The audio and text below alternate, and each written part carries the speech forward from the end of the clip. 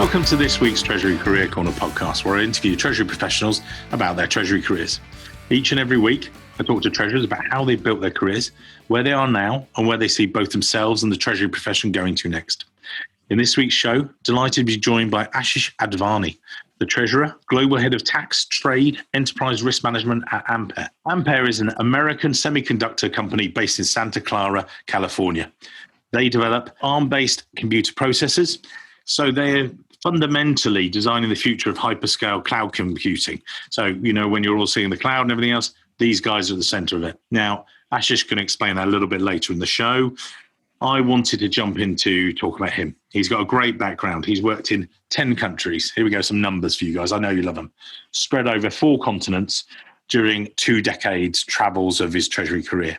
Speaks 8 languages, understands a few more, just showing off there. It's amazing. Qualified accountant in several countries and also collected an MBA from Kansas.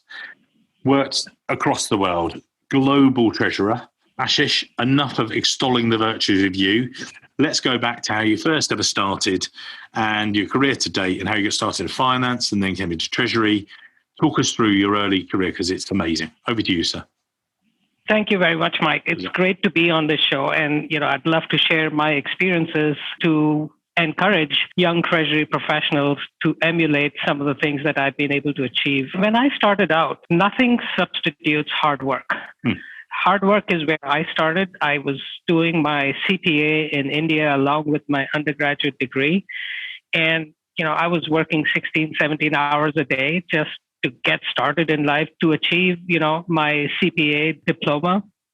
And I wanted to be a top-notch accountant. And as I was going through that, there seemed to be a strange vacuum in what I was achieving. And that was, this is all great. I'm going to be a CPA. I'm going to have a great career. But there was something missing. And I was 19 years old at that point. So wasn't quite sure what was missing, but something within me said, this isn't it. Even though I haven't achieved it, this isn't it. So I went on, got my CPA, got started into, a good firm, started my international travels. I've always wanted to be global in my perspective of what I'm able to achieve for the companies I work for. So I was able to really live my dream. And yet I recognize I need to add something to my background as an accountant. So back in 1988, and I'm dating myself when I say that, I went and got an MBA when getting an MBA wasn't even in fashion to do, simply because I knew I was looking for something else. And, eventually as I matured in life, I realized what that something else was. I wanted to be dynamic. I wanted to be, my personality is I'm an extrovert, and accounting isn't necessarily everything that an extrovert would want for. And that reason, I got an MBA and I realized that's what I was missing. So once I achieved the pinnacle of success in the accounting world, I wanted to move myself into an adjacent field and I wanted to get into Treasury. When you say you wanted to get into Treasury, how had you heard about it or did you just been exposed? Because a lot of people get into Treasury by accident, sort of thing. So, how did you hear or know of Treasury? I had studied, and in the early 2000s, Treasury was a developing field. In the good old days, there was the finance department, and there were multiple facets within the finance department. But Treasury was beginning to specialize, and I recognized, what treasurers or what Treasury does, and that's being in a global company. It was more to do with foreign exchange. It was to do with banking regulations in multiple countries. It was to do with a field that was dynamic, that was changing. And over my career, as I've done financing in multiple countries, in multiple parts of the world, the one thing I've realized is no 2 deals are the same. No solution is one size fits all. And in order to stay current, in order to get the best solution that's possible in that environment, you got to be flexible. You got to be dynamic. And that's exactly what I wanted to be. So to me, it became clear once I was comfortable with my accounting background, it became clear that could be the natural next extension. Once I completed my CPA in India, I wanted to branch out and become global in my perspective and my work environment. So I moved to Oman, and I was working. Oman's in the Middle East, and I was working for the Ministry of Commerce, where I was looking after the accounting for the industrial parks which were owned by the Ministry of Commerce. And I grew in that role from a controller all the way to the CFO. It was a great job. I was at one point also impromptu advising the Minister of Commerce for tax strategies which would attract investments into the country. And that's where I had my first exposure to tax after beginning to solidify my career in accounting. So moving on from there, I decided I wanted to move to the West. Mm-hmm. Help my family grow in the Western culture. So I moved to Canada in 1999 and basically had my first opportunity there to work for a specialty chemical company. And I got my first break in Treasury, where I was the global treasurer for the company, which was spread out over multiple countries all over the world. And I was able to design Treasury strategies, freed up the balance sheets of the individual subsidiaries if we ever needed to spin, a company off. Started working on multiple deals for financing in different countries. Each one was unique. Each one had its challenges, but successfully completed that. And because of my prior exposure to the tax world, I took on an additional responsibility of being responsible for global taxation for the specialty chemical company. And I loved adding on more and more features and more facets to my background, so that I become more and more well-versed. And I realized how entrenched taxation and treasury can be. And I was very successful in implementing both sections of work that needed to get done. And you had some really interesting moves, and people will see this on your LinkedIn profile. But then you were sort of Western Union / TravelX and Royal Caribbean. Talk us through the moves that you made there. Yeah, and that was very interesting. As I started getting more experienced in Treasury, what I recognized was, Treasury is a lot about relationships. Treasury is a lot about different strategies, different financial products that are employed to manage Treasury risk or to achieve certain Treasury results.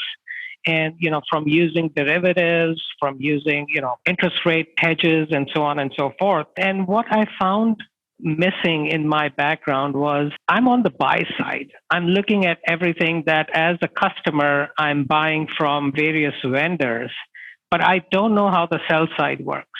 Forgive me for saying, in order to become ruthless in execution, I wanted to see what the sell side does. How does the sell side operate?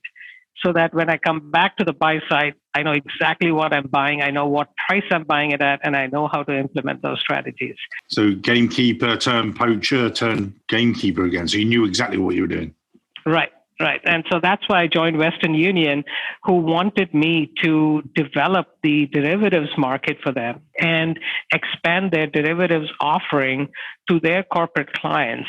It was within Treasury, but it was more from the sell side.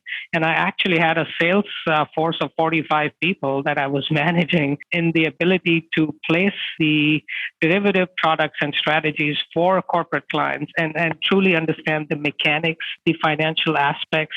And my background as a CPA helped in understanding the implications of these instruments on the books of the corporate clients, and made sure that I holistically design something that isn't just great, works for Treasury, but accountants have a problem with it. And I was able to be very successful at looking at the sell side of the Treasury products.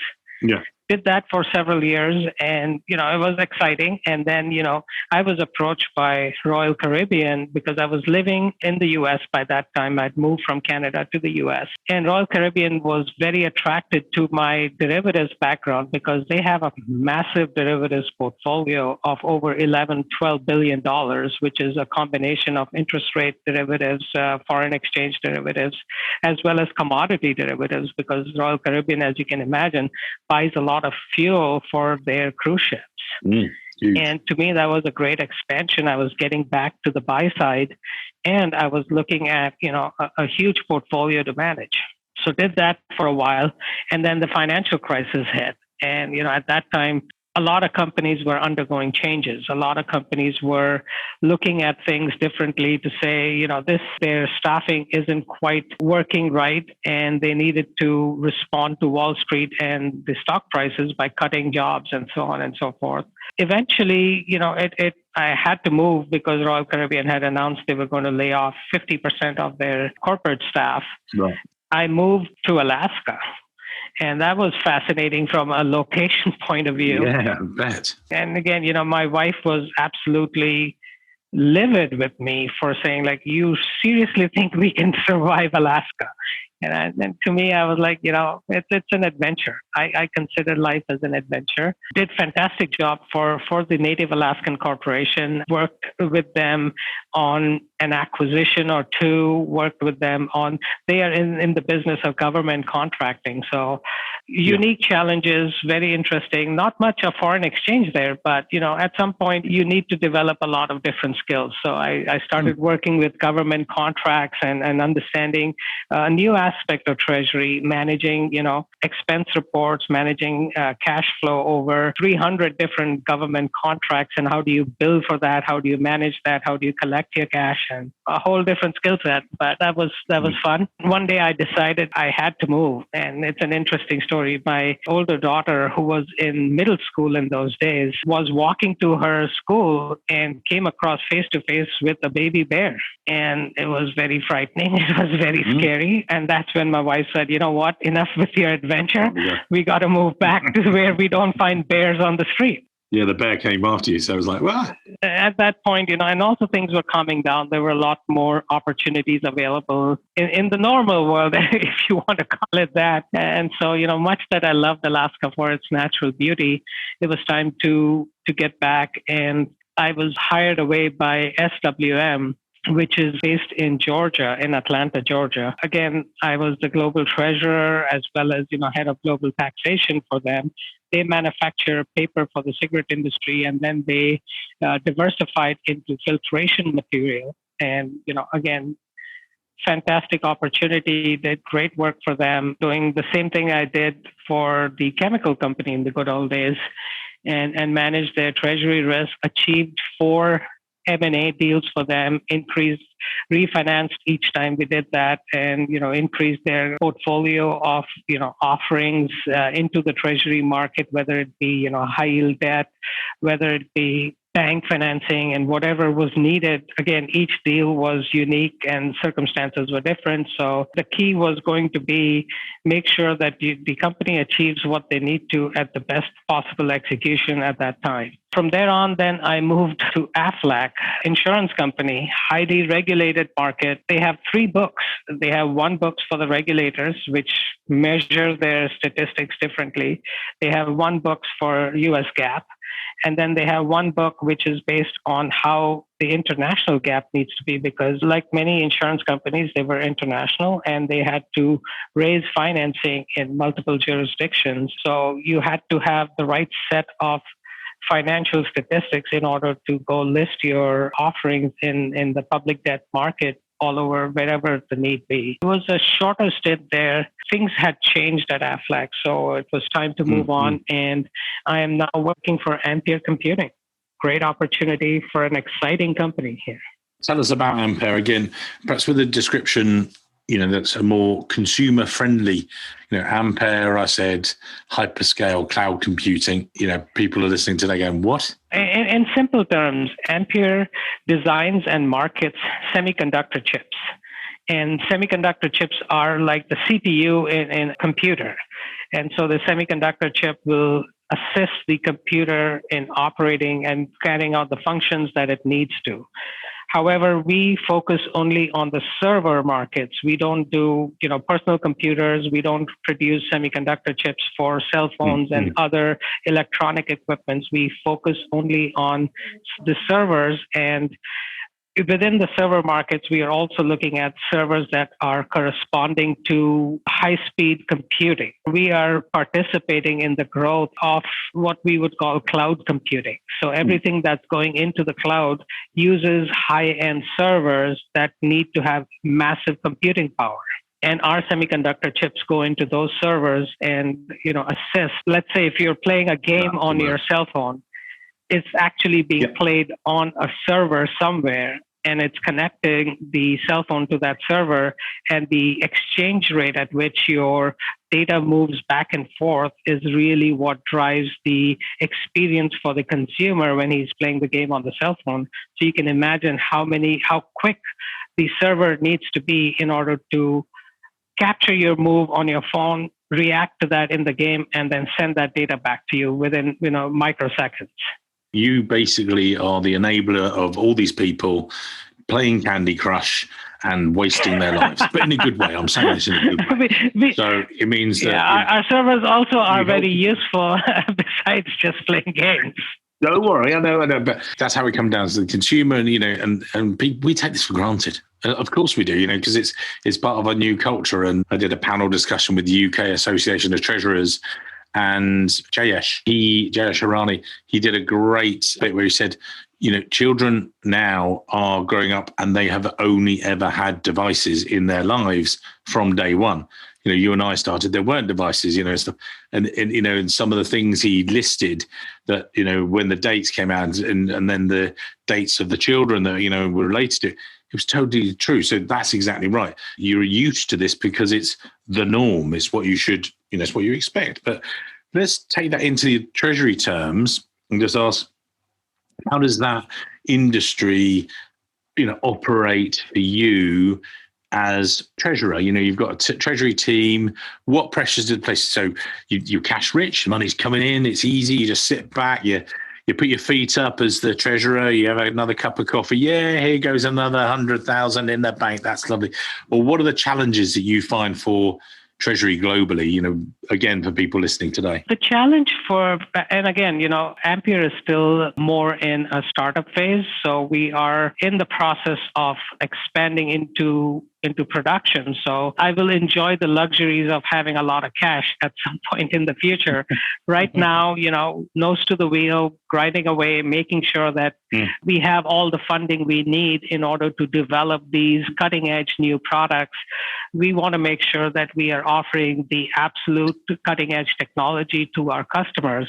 And that takes money. And my role is to make sure that we have sufficient funding and it's in the right place, in the right country when it's needed to ensure that our operations run smoothly. And for that, being relevant to, large banks and making sure they understand the story, they understand the attractiveness of why they should lend to us or why we should be participating or why they should be participating in our growth story is an important facet at this stage.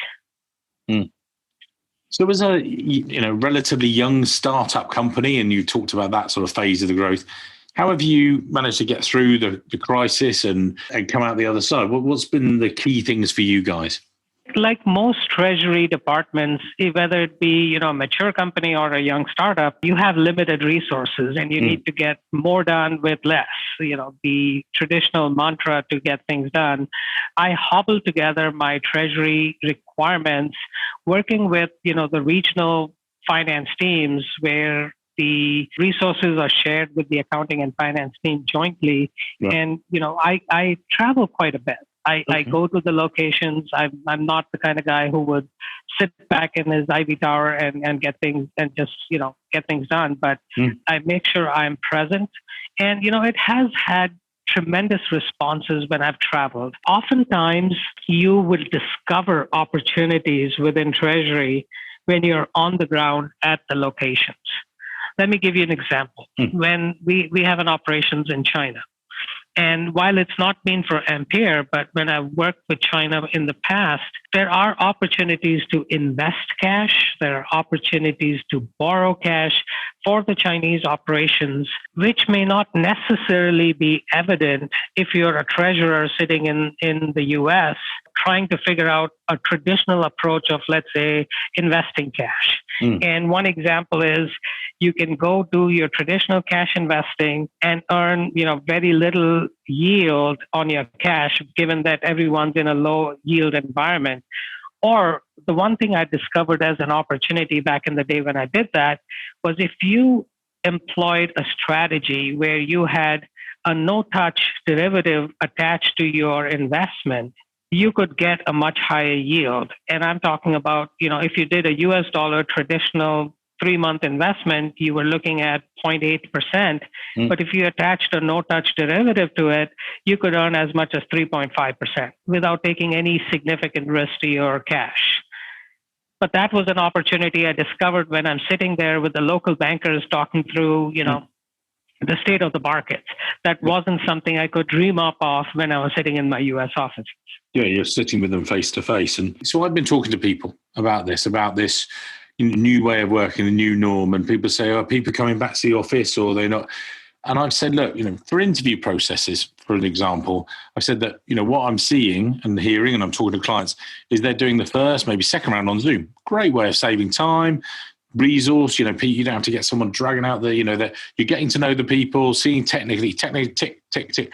But actually the second or third round, sometimes fourth, depending if you're getting to know people and more senior and things, it's a more face-to-face, or that we're going to move back to that socially distanced coffee or whatever.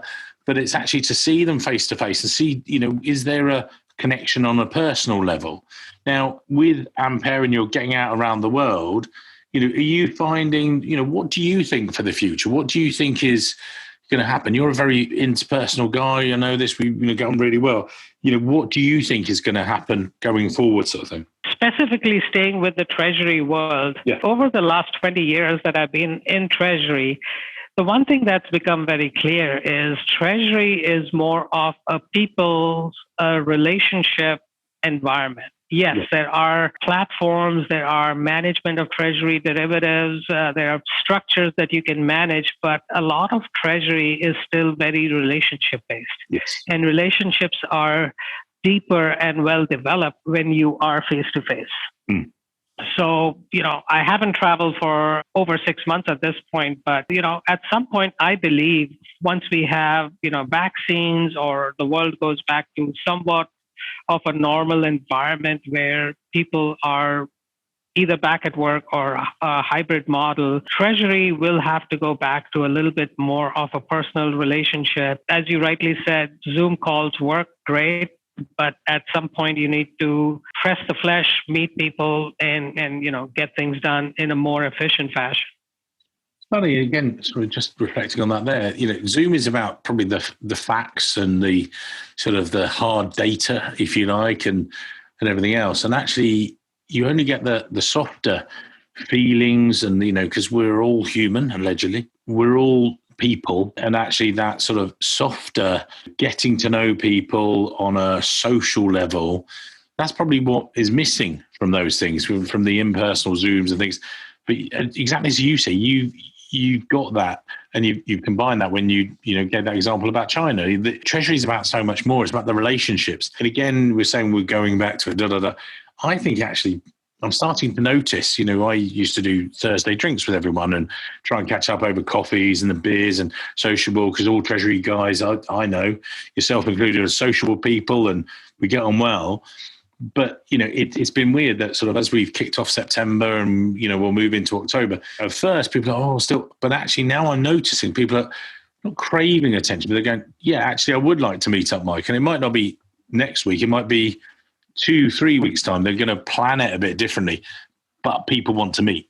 People want to use hand sanitizer, but shake your hand. They want to bang elbows and things.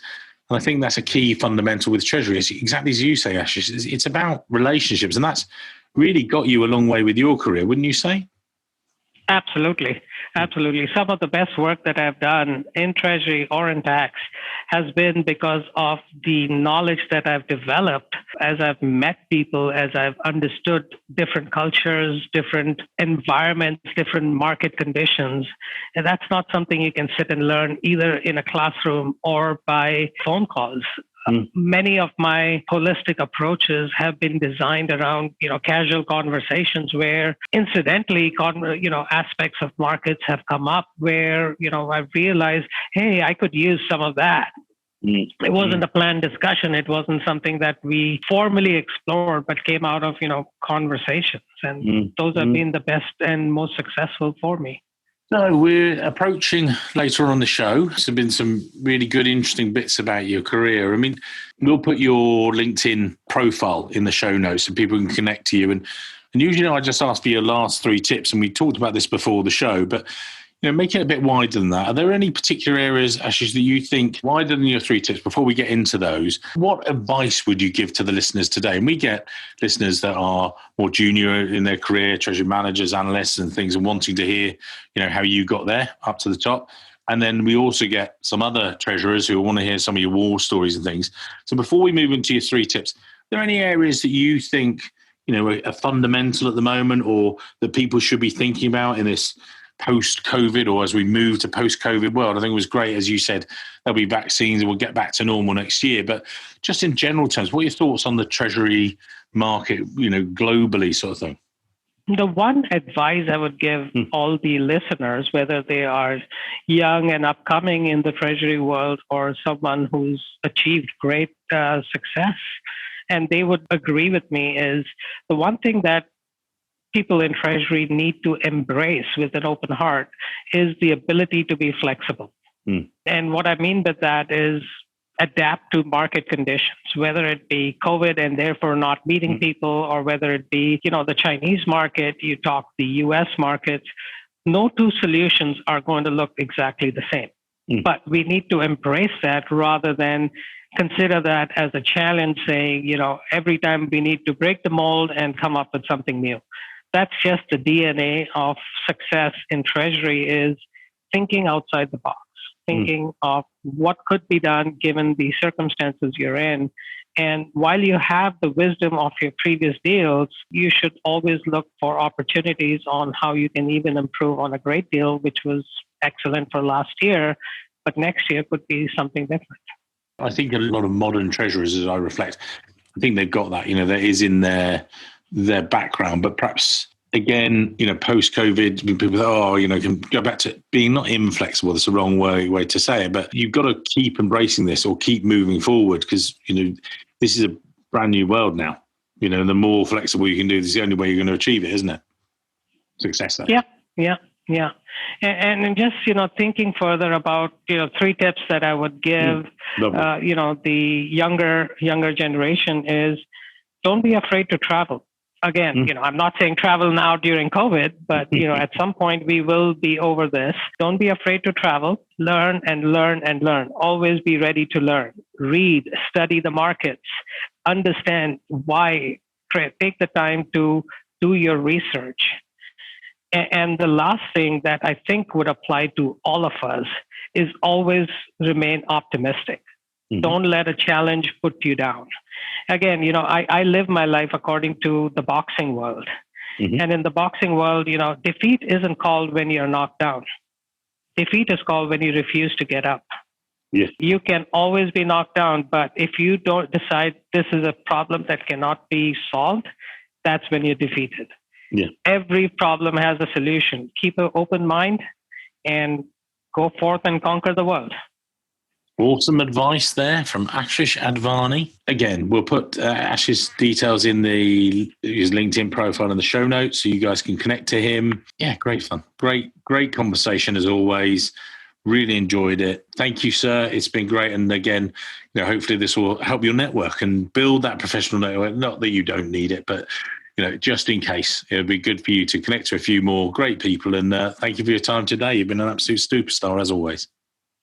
Thank you so much, Mike. Thank you for the opportunity to allow me to share my story, and hopefully it will, it'll be an inspiration for younger generations to really become successful in Treasury. Yeah, and hopefully I know that you and I both, speak on different stages and AFP and various Treasury stages. So hopefully people will get to see some more of some of the things you've done in the future. So, look forward to it, sir.